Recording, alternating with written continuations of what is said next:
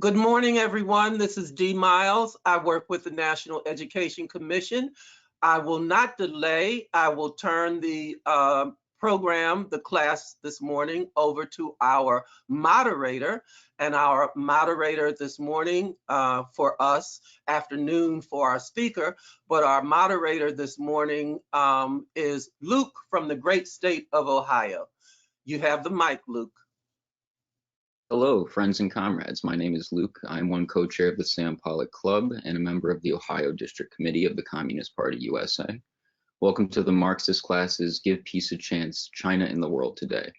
In recognition of Reverend Dr. Martin Luther King Jr., I'll be speaking briefly about his 1967 speech, Beyond Vietnam, A Time to Break Silence, in which Dr. King publicly denounces the Vietnam War and calls on the US government to end all bombing campaigns in North and South Vietnam, declare a unilateral ceasefire, set a date by which all US troops will be removed, and allow the National Liberation Front to play a role in peace negotiations and Vietnamese government generally. In his speech, Dr. King makes a moral appeal to the American government and people. He condemns the war as a part of his duty to the poor and to the ministry of Jesus Christ. He speaks of his calling to be a son of the living God and of a vocation of sonship and brotherhood with all people of the world. Dr. King talks about his responsibility to the poor, both at home and in Vietnam.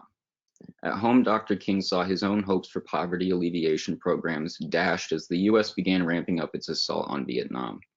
And in Vietnam, he saw peasants being forcefully removed from their land by US forces, if not being outright murdered by them.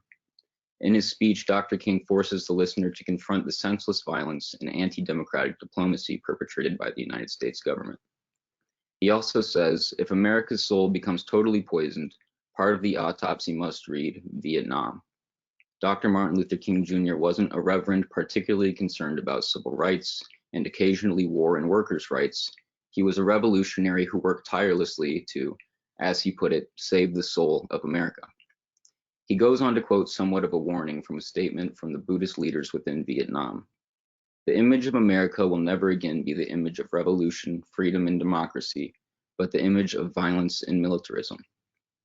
Today, in the era of neoliberal state monopoly capitalism, it is safe to say that the image of America is one of violence and militarism, and the soul which Dr. King and many other Americans fought to save is in peril. We are once again tasked with building a peace movement that challenges our people to see through the rabid anti-communism in the media, to see our interests inextricably linked with those of our fellow workers across the world. We must show to our friends, neighbors, coworkers, and other members of our community that the warmongering capitalists succeed in waging war. It means death and destruction not only thousands of miles away, but also in our own homes. Money spent on bombs and arms is better spent caring for our elders, giving our children a quality education, and providing good, sustainable jobs for our working population. Dr. King says in his speech, we are confronted with the fierce urgency of now. In this unfolding conundrum of life and history, there is such a thing as being too late. Procrastination is still the thief of time. Life often leaves us standing bare, naked, and dejected with a lost opportunity. The tide in the affairs of men does not remain at flood, it ebbs. We may cry out desperately for time to pause in her passage, but time is adamant to every plea and rushes on. Over the bleached bones and jumbled residues of numerous civilizations are written the pathetic words, too late. There is an invisible book of life that faithfully records our vigilance or our neglect. Friends and comrades, we cannot wait until it is too late to speak on behalf of our Chinese brothers and sisters. The AUKUS agreement is in effect. The ruling classes in the US, UK, and Australia are in agreement. The well-being of the working class means nothing if there's political and economic hegemony on the line. Now is the time to unite with all peace-loving people around the world and make clear to the ruling class, we are for peaceful cooperation, not sanctions and war. As communists and proletarian internationalists, we have a duty to engage with Dr. Martin Luther King's legacy and to struggle for peace, democracy, and an America that is a beacon of hope rather than the final bastion of capital militarism. With that, I will give the floor to our speaker. Thank you very much, Luke. Thank you very much, Dee. And thank you very much, everyone, for inviting me to participate in today's event.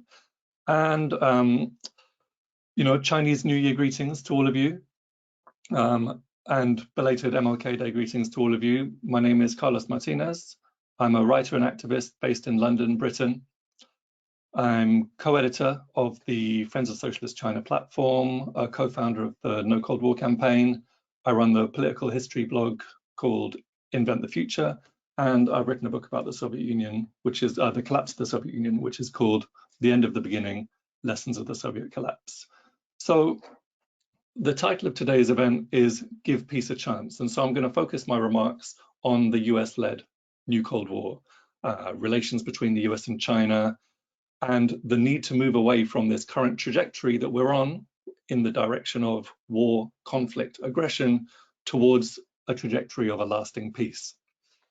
In terms of US-China relations, what we've seen over the last few years is a quite alarming deterioration. What we've seen is rising hostility, the emergence of a Cold War that contains within itself the permanent threat of hot war. Apart from anything else, the original Cold War wasn't all that cold. In Vietnam, for example, or in Korea, or in Laos, or in Cambodia, or Chile, or Argentina, or Brazil, or Angola, Mozambique, Indonesia, and elsewhere, the Cold War actually wasn't cold at all. Its heat resulted in death and tragedy on a terrible scale. And the new Cold War is similar in many ways. Indeed, you could argue that it's a continuation of the original Cold War. What was the essence of the Cold War?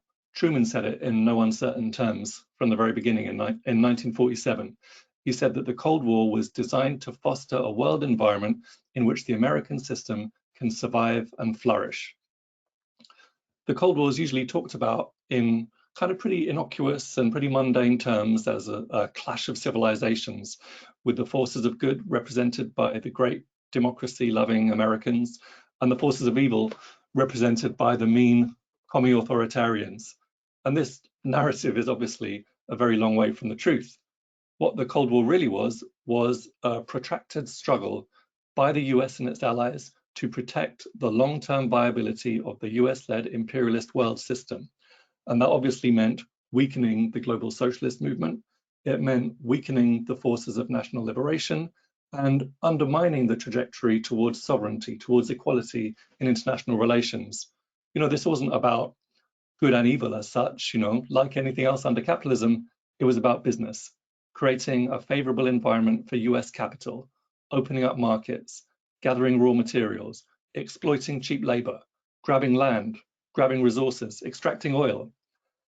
And creating a favorable environment for US capital very often meant creating an unfavorable environment for sovereign development elsewhere in the world. It meant waging wars, organizing coups, organizing assassinations in order to install proxy governments willing to do the bidding of the US, willing to do the bidding of the US's allies. All pretty prosaic stuff, very little connection to any kind of clash of civilizations. And if the Cold War had really been a clash of civilizations, if the violence of the second half of the 20th century was really a function of the ideological incompatibility of the United States and the Soviet Union, well, why didn't that violence end in 1991? We'd been promised a peace dividend. It was the end of history. The good guys won, right? So where was the peace? But instead of peace, we found ourselves in an era of unconstrained aggression, of vicious imperialist wars that devastated Iraq, Yugoslavia, Afghanistan and Libya, proxy wars and destabilization campaigns against Syria, Venezuela, Zimbabwe, and elsewhere. The violence didn't end in 1991 because imperialism didn't end in 1991. The basic economic imperative of domination continued. In fact, it turned out that the existence of the Soviet Union and the European socialist camp had been a major constraining force on the US war machine. And this theme of domination continues in the current period. It's the basic motivation behind the current new Cold War, the principal, but not only target of which is the People's Republic of China. Just as for decades following World War II, there was an extensive strategy of containment and encirclement of the Soviet Union and its allies, these days, there's an extensive strategy of containment and encirclement of China. What does that look like right now? It looks like rising US military presence in the South China Sea, It looks like the creation of AUKUS, a military pact of the US, Britain, and Australia, which is quite obviously and explicitly aimed at boosting the military position of the US and its allies in relation to China and moving towards the establishment of a global NATO.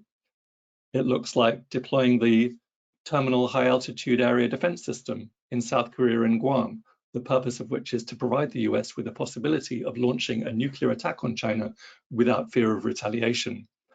It looks like maintaining a set of military bases in occupied Okinawa. It looks like maintaining many thousands of US troops in Japan and South Korea, encouraging the remilitarization of Japan and the dismantling of its peace constitution, establishing a US military base in Darwin in North Australia, encouraging Taiwanese separatism, including by providing direct military aid to Taiwan, which was just announced for the first time a few months ago, and which constitutes a significant undermining of the One China principle. Economic warfare and sanctions, desperately trying to slow down China's rise as a technological power by preventing its access to the latest semiconductor technology, attempting to get Huawei removed from network infrastructure around the world, imposing spurious sanctions on China's solar energy materials, and not to forget, a systematic slander campaign accusing China of genocide in Xinjiang, accusing China of violating the national rights of the peoples of Tibet, Inner Mongolia and elsewhere, accusing China of suppressing democracy in Hong Kong, accusing China of engaging in imperialism in Africa, in Latin America, in the Pacific, in the Caribbean. So this is what the new Cold War looks like. It's a multifaceted attack, a hybrid war. And it's also an extremely dangerous situation. For one thing, you've got the possibility of escalation, like a relationship defined mainly on the basis of hostility and antagonism can very easily escalate, can very easily turn into armed conflict, especially when one of the sides involved is the most aggressive, the most militaristic power in history, especially when one of the sides involved pursues an economic policy of military Keynesianism, stimulating economic growth through investment in the business of death, especially when one of the sides is committed to defending its global hegemony by any means necessary. And then secondly, there's currently a very obvious and urgent need for cooperation in the face of global challenges. Climate change is a threat to all of humanity. We're on the cusp of several planetary tipping points that could well result in large tracts of the Earth becoming uninhabitable. The work of saving the planet and securing a shared home for humanity will only take place if we cooperate. All countries, especially the major powers, need to work together on this. China's taken the lead on renewable energy, it's taken the lead on biodiversity protection, but China can't solve the problem by itself. Like viruses, climate change doesn't respect borders. If sea levels keep rising, Guangzhou and Shanghai face devastation, just like New York City and Miami face devastation. Meanwhile, a new Cold War, a situation of hostility and conflict, isn't an appropriate context for the sort of cooperation that we need. In that sense, this question of US-China relations is a matter of grave concern, not just for the people of the US, not just for the people of China, but for the whole world. Similarly with pandemics, the COVID-19 pandemic has been and is devastating. Many millions have died. And in a sense, we've been quite lucky in the sense that COVID thus far has been less virulent, less deadly than many viruses. How are we going to prevent the next pandemic if international relations are characterized by Cold War, by hostility, by decoupling?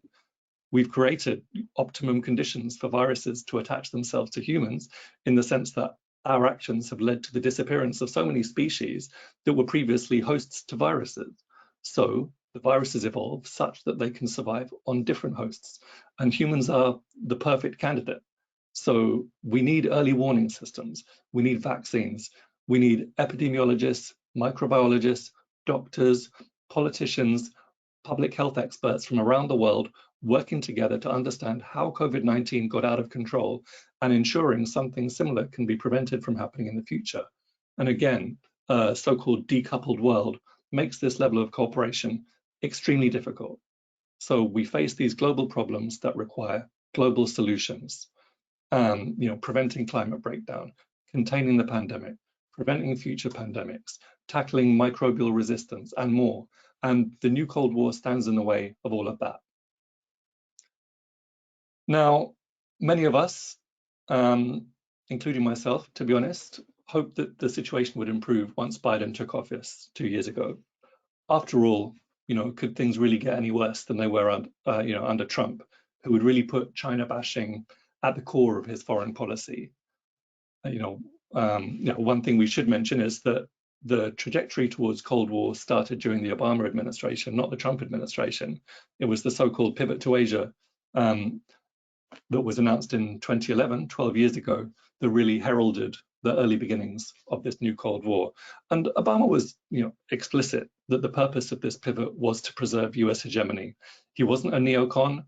He didn't use neocon terminology. He didn't talk in terms of the project for a new American century, but he said the same thing in much more sophisticated language. He said, we have to make sure that America writes the rules of the global economy, because if we don't, China will. Now, his administration was responsible for several of the military aspects of China encirclement that I mentioned at the beginning of this presentation, including the increased US military presence in the China Sea, the deployment and development of the THAAD, the Terminal High Altitude Area Defense System, and the construction of a US military base in North Australia. But at the least, during the Obama period, there was kind of some level of sensible cooperation, right? For example, the Paris Climate Agreement came about in no small part due to the coordination between the US and China. Trump, on the other hand, dropped the cooperation and just ramped up the confrontation. Trump's big campaign promise was to stop China from raping our economy. China was engaged in the greatest theft ever perpetrated by anyone or any country in the history of the world. So he kicked off a trade war.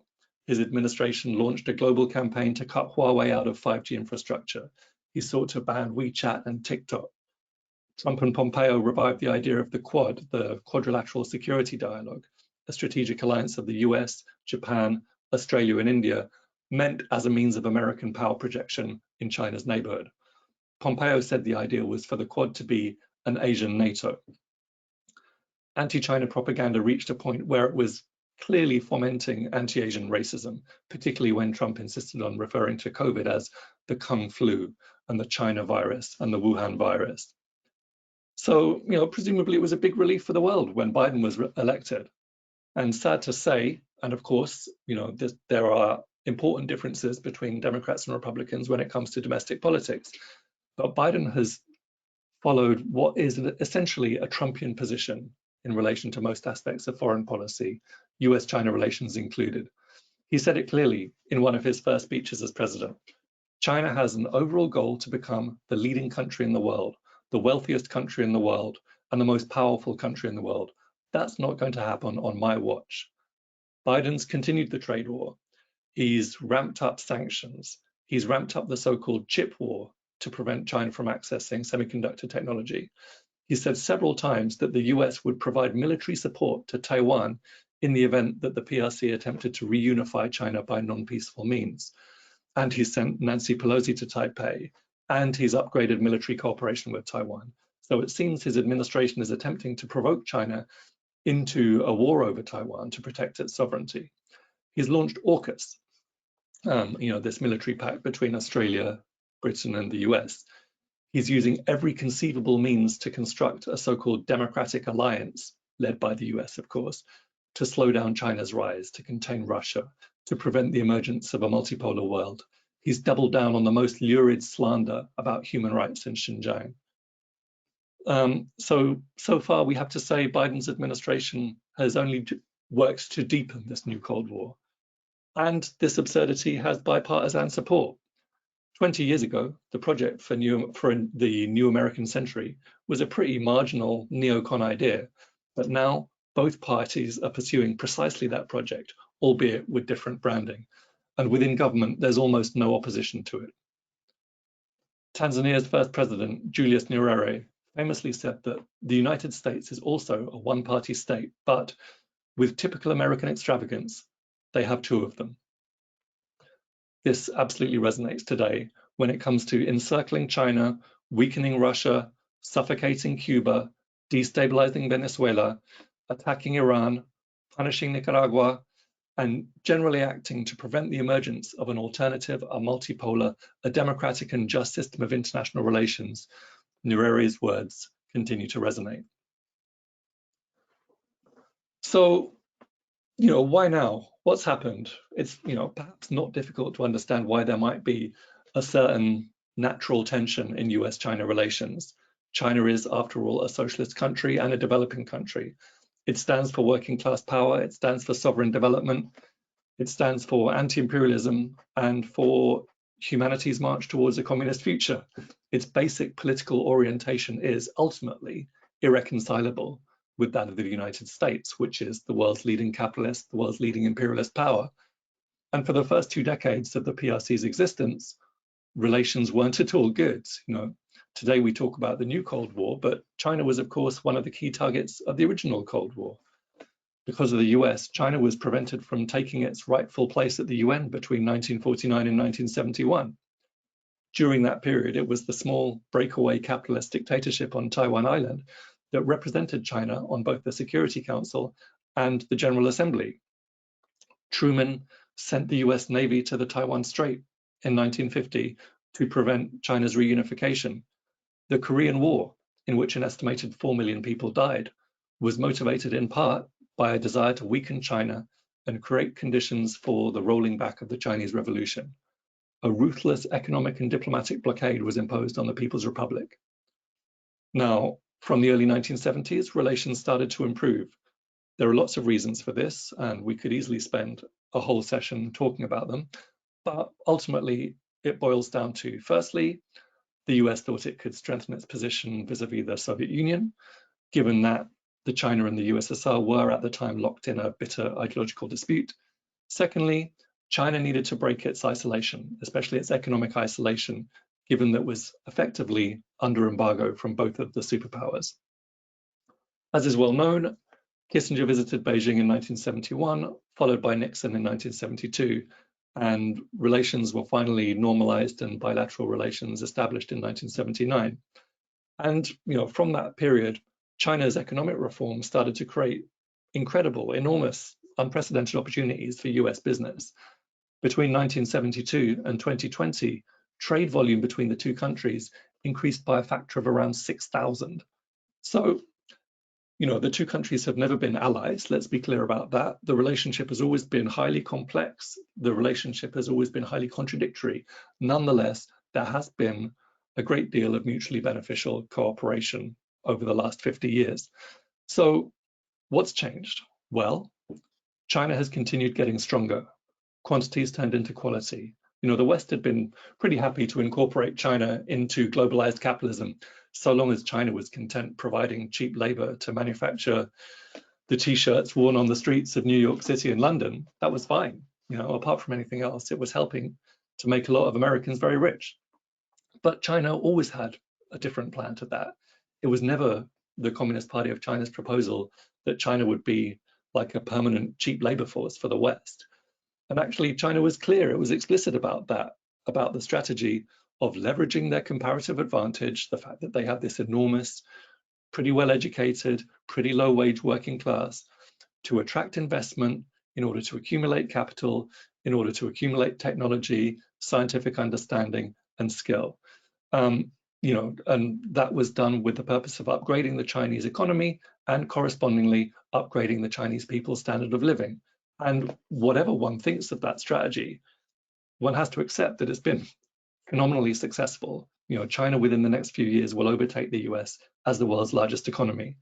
It's becoming a science and technology powerhouse on renewable energy, on nanotechnology, on telecommunications, on nuclear energy, high-speed rail, infrastructure development.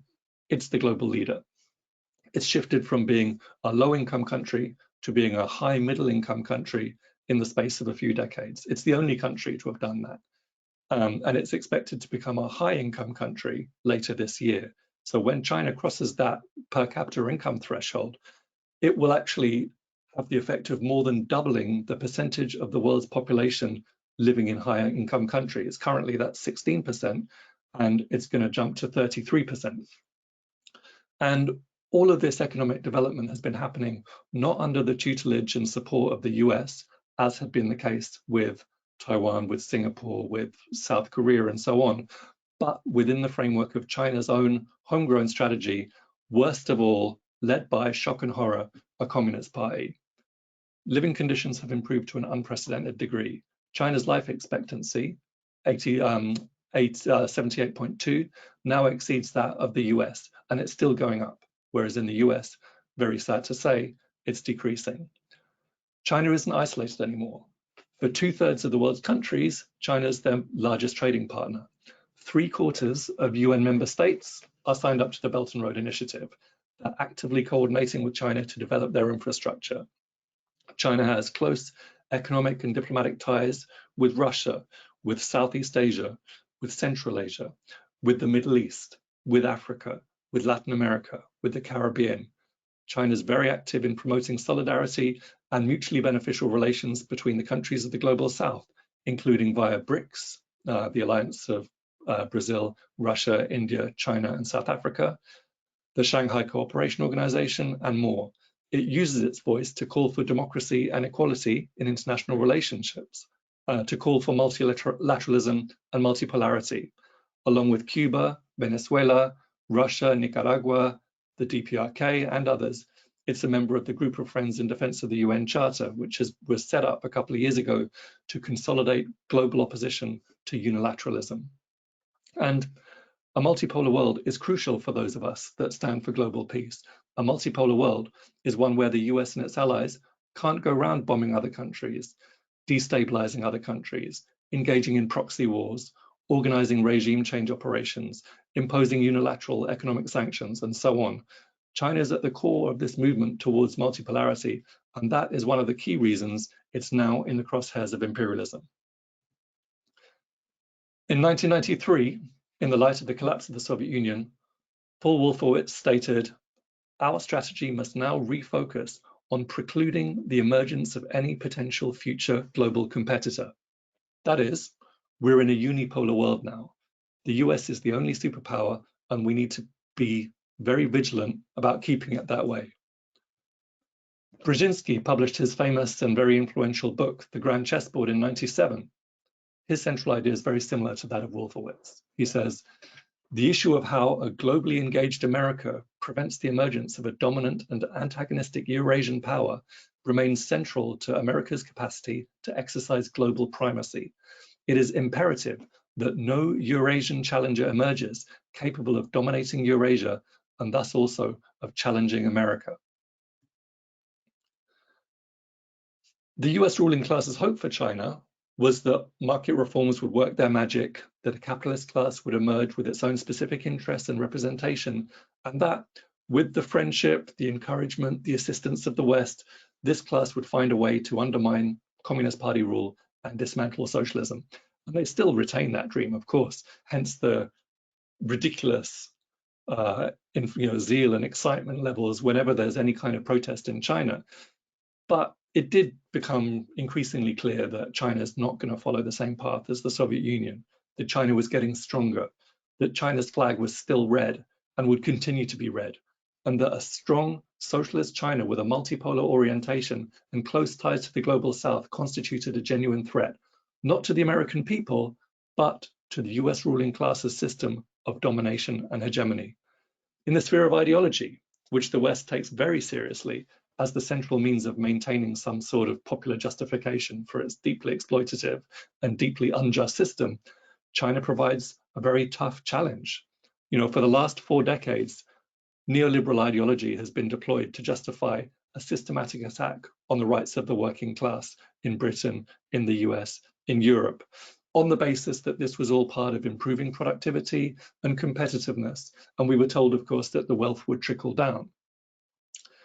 The wealth hasn't trickled down, but China's been pursuing a mixed economic model with state planning, heavy regulation of the market, public ownership of the most important elements of the economy, and its people have experienced a massive improvement in their incomes and living conditions, whereas wages and conditions have declined in the US.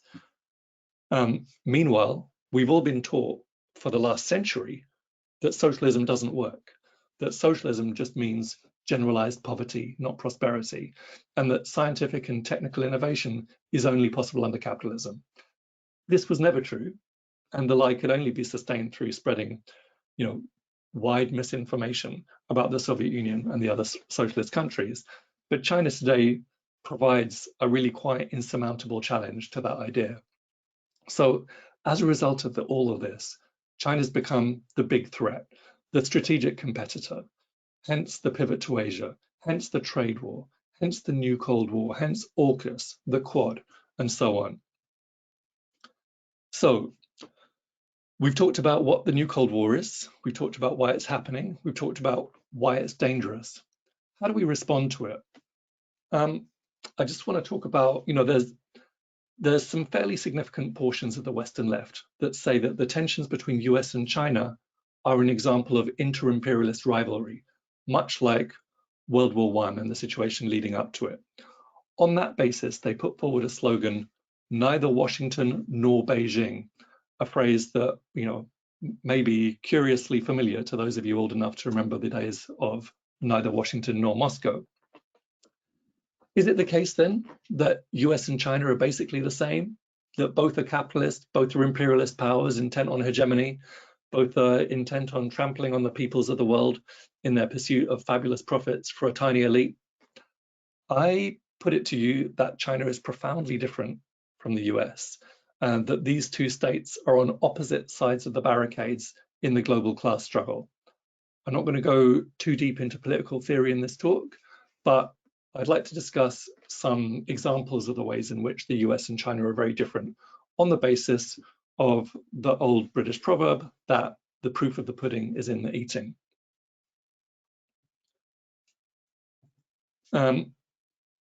What's the US's relationship with the rest of the world? Well, the US has over 800 overseas military bases, which it uses to maintain its status as the policeman of the world. It's been involved in non-stop wars of aggression in Korea, in Vietnam, Iraq, Yugoslavia, Afghanistan, Libya. It's been a major protagonist in proxy wars in Nicaragua, in Syria, in Yemen, and currently in Ukraine. It has by far the largest military budget in the world.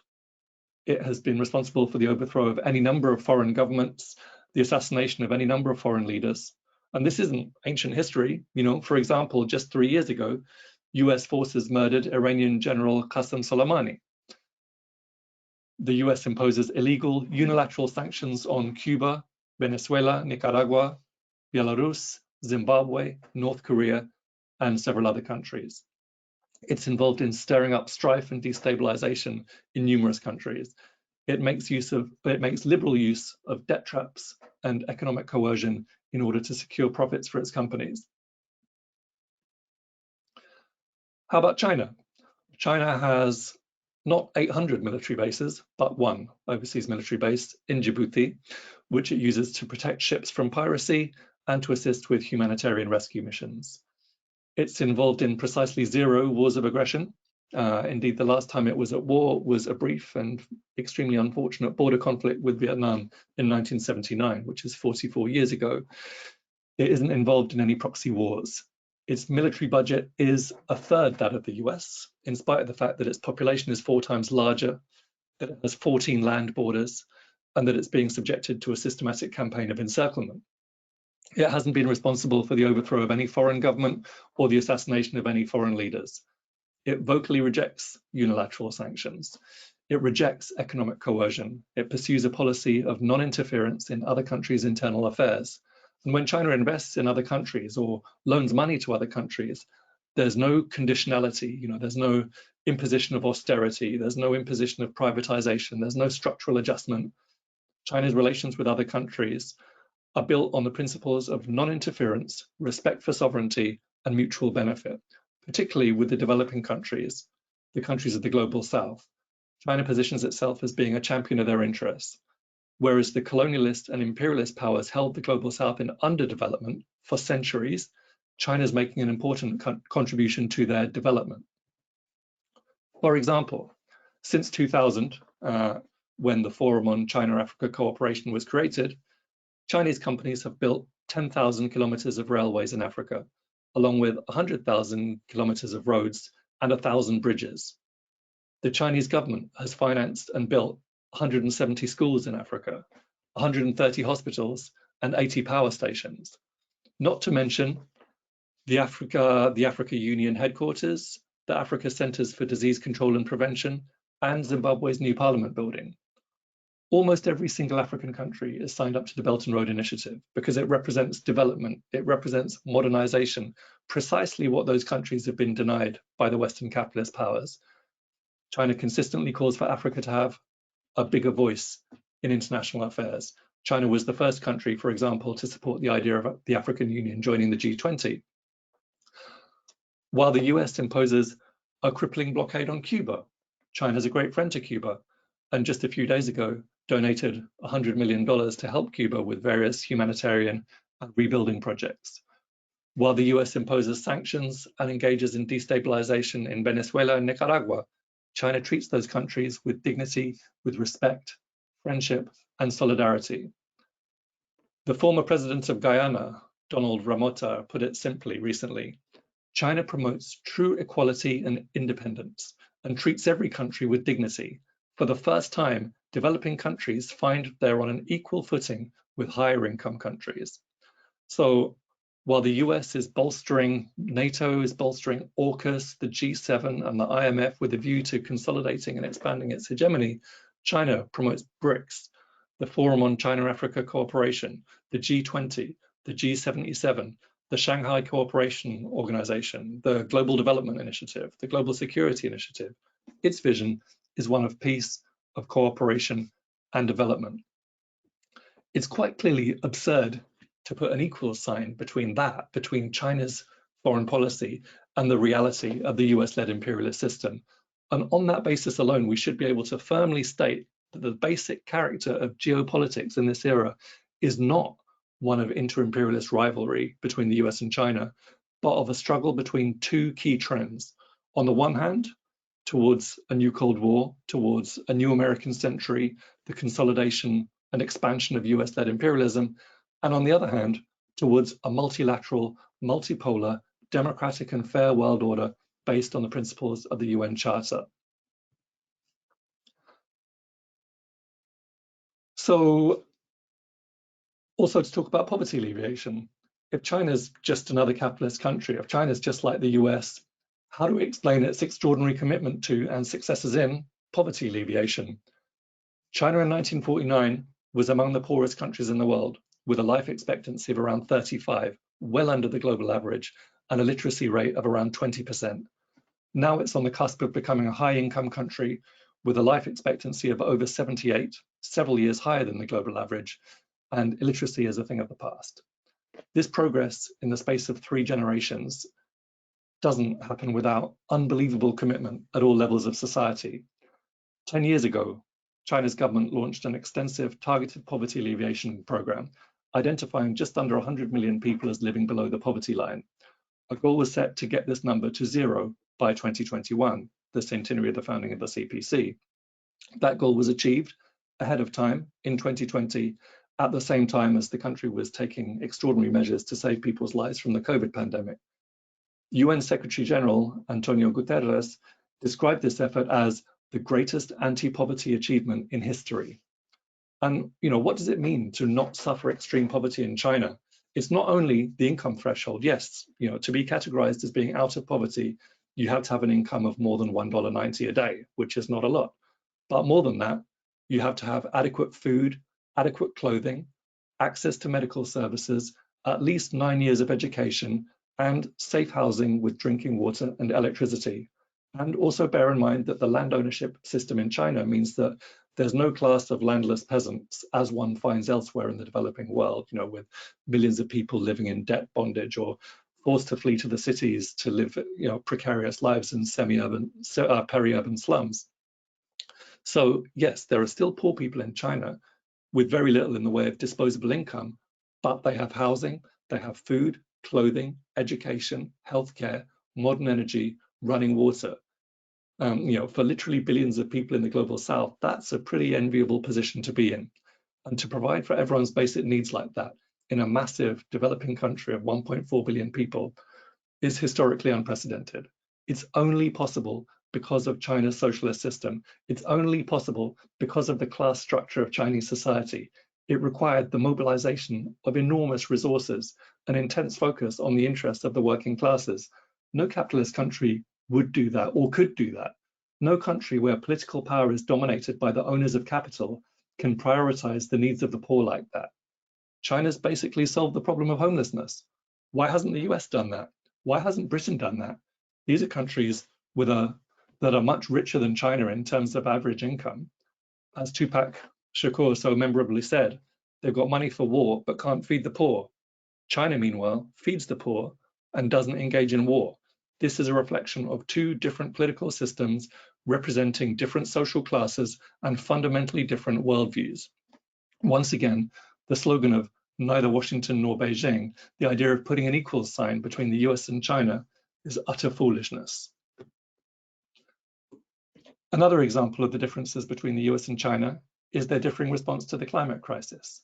There's been a consensus at a global level for over 30 years that we need urgent action to prevent catastrophic global heating, the effects of which would be, a significant rise in sea levels, disastrous flooding of major population centers around the world, the loss of a huge number of animal species, the rendering of vast swathes of the planet as uninhabitable. There's also been a consensus, which is written into international law, that the advanced capitalist countries, the countries most responsible for creating this problem and with the resources to lead the way on fixing it, have the bulk of the responsibility. This is the principle of common but differentiated responsibility. The US, Canada, Western Europe, Japan, these are the countries that should be blazing a trail to green, sustainable development and should be sharing those resources with other countries. But these countries have left the problem to the market. The future of humanity has been left to neoliberal ideology, under which the profit motive will generate solutions to all problems. And as a result of that, we've made almost no progress. Indeed, the problem's got bigger, it's got more urgent. It's been left to China to lead the way. In 2021, China announced some historic commitments to achieve peak greenhouse gas emissions before 2030 and carbon neutrality by 2060. And that's consistent with UN recommendations for developing countries and will constitute easily the fastest transition of any industrialized country away from fossil fuels. China is now responsible for a third of all renewable energy investment. It's by far and away the global leader in the generation and consumption of solar energy, wind energy, hydro energy. It's the world leader in every type of electric transport. For example, 99% of the world's electric buses are produced in China.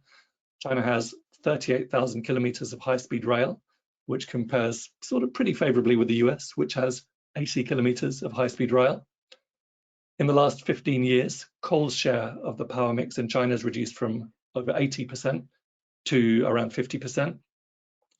China's also a champion of forestation. In the last 40 years, forest coverage has doubled from 12% to 24% of the country's landmass. And unlike the major capitalist powers, China spends a lot more on renewable energy and environmental protection than it does on its military. Xi Jinping in particular has insisted on a very strong focus on environmental issues, saying in one of his first major speeches as General Secretary of the CPC, we must strike a balance between economic growth and environmental protection.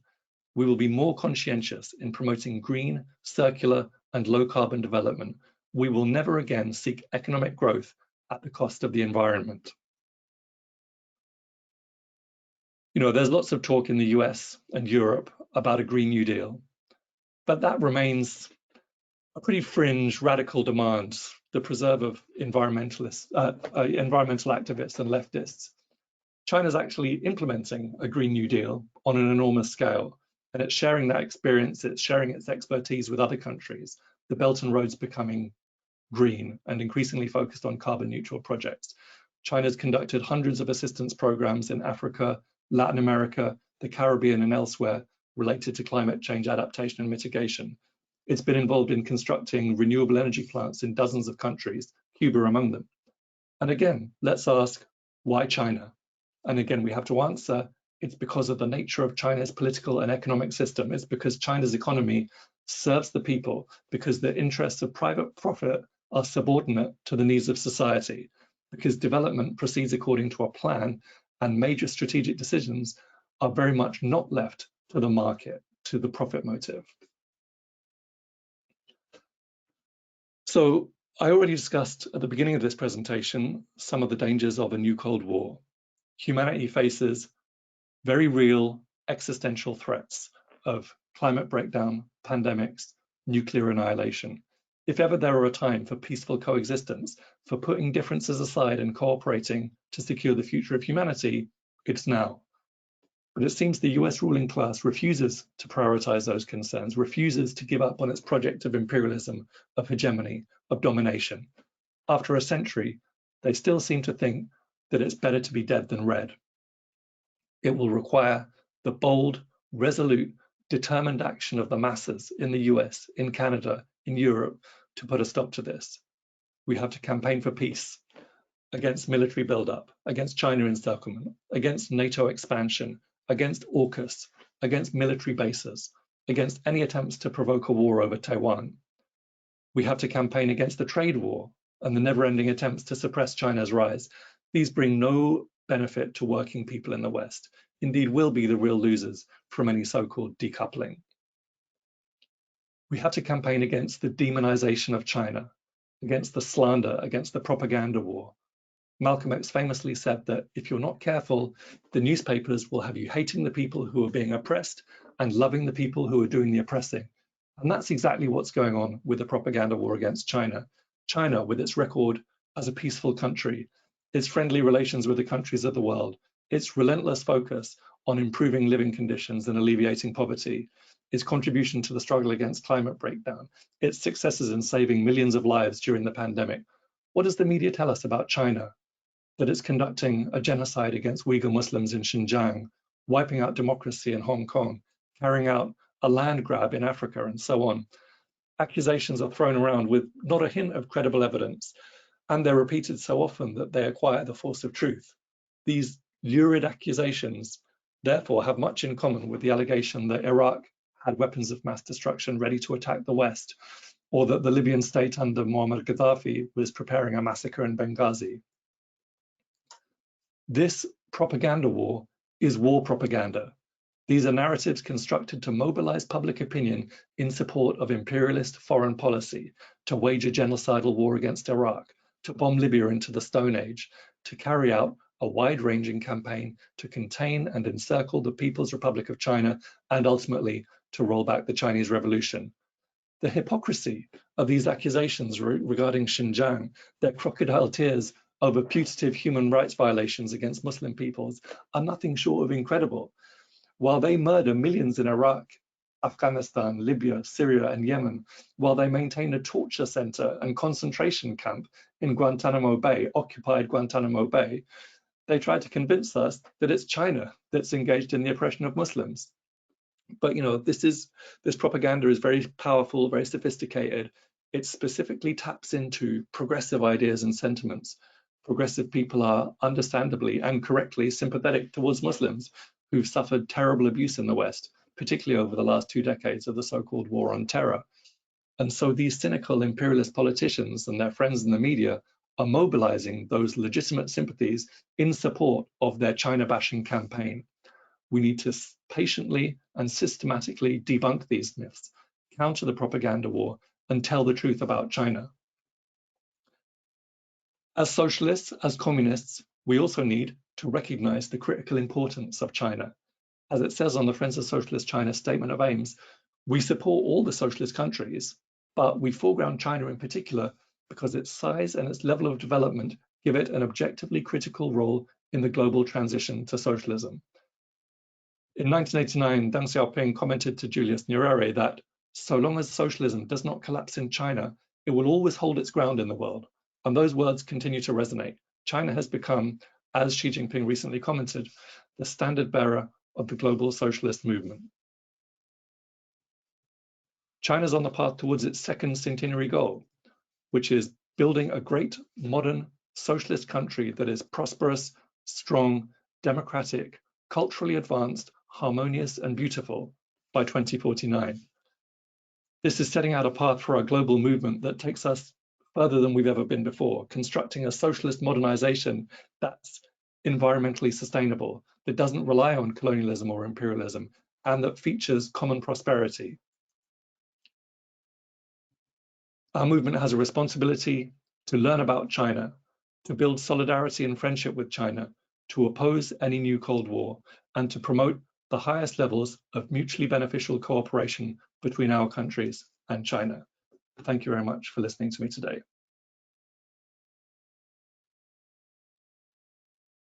All right, I will now be taking questions. Anyone that has a question for Carlos, please use the control panel to raise your hand. I will then call on you and open your mic. You will then open your mic on your end and present your question. Right now I'm going to call on Norman. Norman, your mic, 1 second, is open. Go ahead. Let me see. Can you hear me? Yes. Okay. Okay. This was a magnificent presentation. Thank you. I will, I teach history, and I will try when I receive this recording to share it with my students. I have 2 questions. One, can you respond to the danger of neo-fascism, which has become a world danger and which has developed as a response internationally, and I would say a kind of ally and twin of what is called neoliberalism? That is my first question. My second question, and your presentation was really fine in terms of what China represents in the world and is doing in the world. Do you have any suggestions about what China should be doing in a more direct way to identify itself with socialist and communist parties and movements and their struggles? One of the differences, as you know, between China and the Soviet Union, this is not a defense of the Soviet Union's policies at all.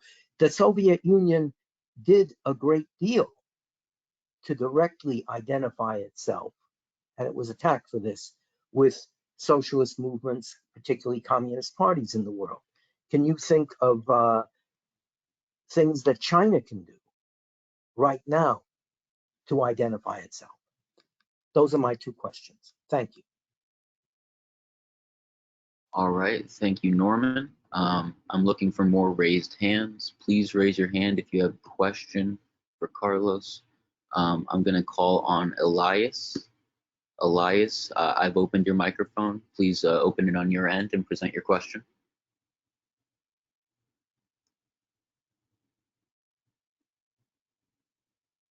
Elias? Hello? Yes, we can hear you now. Thank you so much. I just wanted to thank you, Carlos, for your presentation. It was really good. You may or may not have heard, but last night, I believe, there was a shooting in Monterey Park in California. It just so happens to be right next to where I live. And this unfortunately led to the death of to over 10 people. And it happened on the eve of Chinese New Year. And I wanted to know if you think, or rather if you could elaborate on if there are genuine connections between the rabid anti-Asian propaganda that our media puts out and these unfortunate events that keep happening. All right, Carlos, would you like to take a moment to respond to these questions? Yeah, sure. You can hear me okay? Yes, we can hear you. Okay, great. They're all, I mean, they're all pretty big questions, and I'm not really qualified to answer all of them. And you know, they all are grounds for serious debate and discussion. In relation to the danger of neo-fascism, I mean, I think that's a very clear and present danger. Yeah, absolutely. And this is kind of the role that fascism has always played. since its inception, around 100 years ago, is as a sort of backup plan for a capitalist class which is losing control, which is facing a long-term systemic crisis, and which lacks other means to maintain its rule, to maintain power in the hands of the capitalist class. We're at the start of a pretty significant decline, which is already affecting us, I'm sure, in the US, certainly in Europe. It's affecting us in a very serious way. You'll have many hundreds of thousands of people in this country, in Britain, at this exact moment in time, where it's approximately freezing temperature outside, who are having to make that awful choice between eating and heating on a daily basis. And their faith in the basic legitimacy of the social, economic, political system that they live under is declining. And it's in precisely those moments, historically, that fascist or authoritarian bourgeois capitalist trends have stepped in to divert working classes and oppressed peoples and oppressed communities away from socialism, away from communism, away from Marxism, away from any movement towards the dismantling of capitalism, away from any movement towards the replacement and consigning to history of an economic system based on the exploitation of one group of people by another. So yes, I think it is a very serious danger. I don't think there's, I don't think have anything really that profound, other than the obvious, to say about how we respond to it, other than saying that, we need to be extremely aware of it. We need to be extremely thoughtful about how we build our alliances. In a sense, you had the change in the Communist International's policy in the early to mid 1930s away from class against class policy towards a united front policy. We need to be having those kinds of discussions at a global level with comrades, with different parties, with different countries.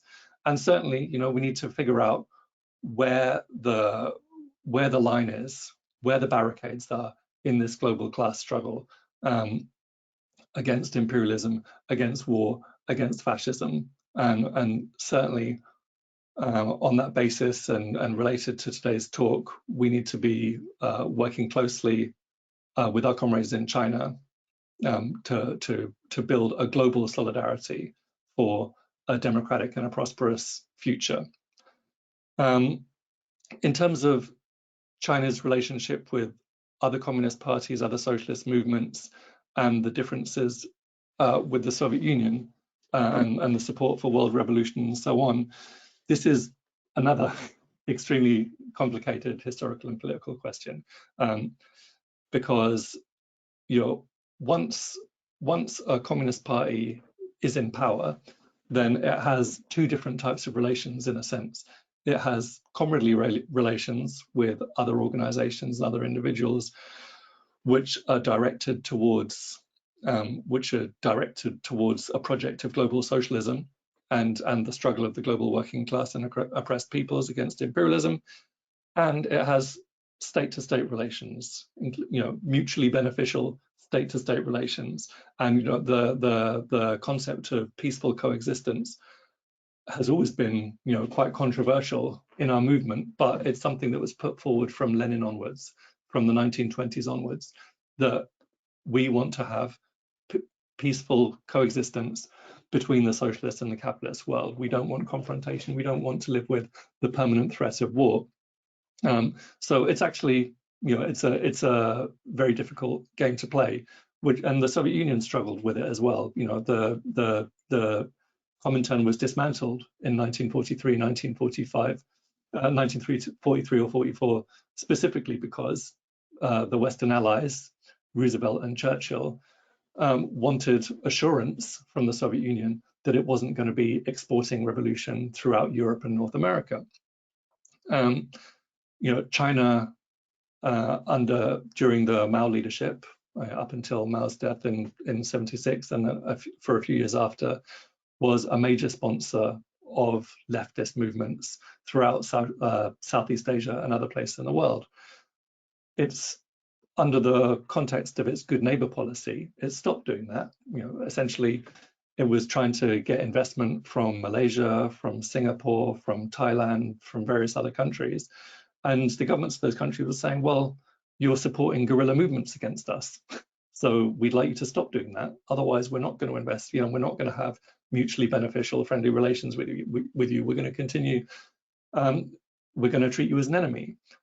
So it's a very, it's a very fine line. There's a very difficult line to tread. I think what China is doing as an alternative to active support for global revolution, and what it's doing very successfully, is promoting South-South relations, is investing in other countries, is establishing mutually beneficial trade relations with other countries. As a result of the existence of China as a source of investment, as a source of funding, as a source of trade, it gives, and the pursuit of a multipolar and multilateral international system of relations, it gives countries, especially of the global South, opportunities that they didn't have. If in the 80s and 90s, the countries of Africa basically had to go along with IMF ideology, because if they didn't, they wouldn't get loans and they wouldn't get capital and they wouldn't get investment and they wouldn't be able to develop. Now they've got another option. They've got the option of China, which doesn't impose structural adjustment programs, that doesn't impose loan conditionality, that doesn't impose privatization and so on, as I referenced in my talk. And that means that countries can independently choose their own development path, which means that they've got an environment, a context in which they can move towards socialism. And there's absolutely no question that Cuba's survival as a socialist country has been China's support has been very important for that. Everything that Venezuela's been able to do, that Bolivia's been able to do, and that several other countries have been able to do in a direction of socialism, in a direction of people-oriented economic and political policy, China's been a very big part of that. So I think that China today in 2023 is still a very important part in the global journey towards a socialist future, but in a much less explicit way perhaps than the Soviet Union was. In relation to Elias's question about the shooting in California, I've seen the headlines. It's obviously a very tragic situation, and we've really seen far too many of these situations. Regarding the connections between anti-Asian propaganda and these sorts of events, I mean, it seems pretty unquestionable. Particularly since the Donald Trump presidency, particularly since the launch of the trade war and the really nasty racist terminology that was all wrapped up in, particularly since the outbreak of COVID, the first recording of the epidemic in Wuhan in January 2020, the use of terminology like Kung flu, Wuhan virus, China virus, and so on. And the Biden administration's much more subtle, but essentially continued use of those ideas, like with the lab leak theory and so on and so forth, continuing to blame China, continuing to promote anti-China hysteria, nasty, lurid anti-China propaganda, the media's incessant focus and magnification and exaggeration of every problem in China without ever recognizing anything good that happens in China. They could talk about China's poverty alleviation, the most wide-ranging and successful poverty alleviation program in history. They don't talk about that. They don't talk about China saving at least 4 million lives from COVID. If China had followed the same policies as Britain and the United States in relation to COVID, China would have suffered 4 million deaths at least by this point. They don't talk about what China's doing in relation to the environment. They don't talk about the fact that of 13 million jobs in renewable energy around the world, more than 40% of them are in China. You know, there's lots of good stories one can tell about China, but those stories don't get told because we're waging a propaganda war against China, because we're waging a new Cold War against China. And so everything that people hear about China is that they're bad and that they're to blame for our problems. They're to blame for the pandemic. They're to blame for the state of the US economy. You know, if you're in Ohio and you don't have a factory job anymore, and you used to have a factory job 20 years ago, blame China. It's easy. And, you know, this is really an extension of anti-China propaganda that goes back to the Opium Wars. It goes back to 1840. It goes to back to this Fu Manchu image of the evil, ruthless, inscrutable Chinese that are intent on world domination and destroying the Western standard of living. You know, I think it's not at all surprising that that has led to a rise in anti-Asian hate crimes, both in the United States and Britain and elsewhere.